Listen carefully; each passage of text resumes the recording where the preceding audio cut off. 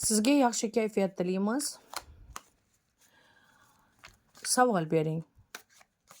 Ya'ni sizda turmush o'rtog'ingiz bo'lsa yo juftingiz bo'lsa, savolingiz quyidagicha bo'lsa: qachon turmush o'rtog'imni ishxonasida ularning amali martabasi oshadi?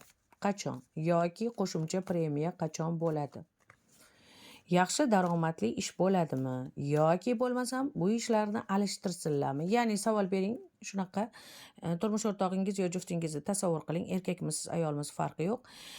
Ismini takrorlang, yoshini bilasiz va o'sha ishxonada qolgani yaxshimi yoki ketgani yaxshimi deng. Bu juda ham oson va jon. Xo'sh, o'ylagan shaxsingiz qanday inson? Ishxonasi qanday? Va bu ishxonada qolsa bo'ladimi? Voy, shoshilishini ikkilanish bor shekilli. Qolsa bo'ladimi?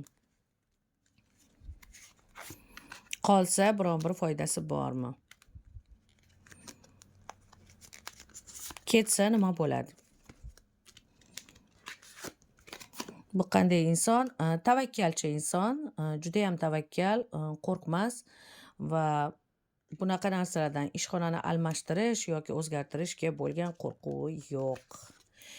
Ishxonasi qanday? Ishxonasi yaxshi ishxona, yaxshi obro'li ishxona, ajoyib. Ishxonada yaxshi. Agar sabr qilsa daromadlar ham oladi, obro'lar ham, maqsadlari.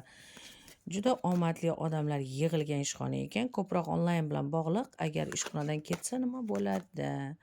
Ishxonadan ketmasin. Bu ishxonada ularning amallarida oshish yoki premiyalar bo'ladi, sovg'alarga erishadi va obro'li bo'ladi. Bu ishxonada qolganlari yaxshi. Marhamat.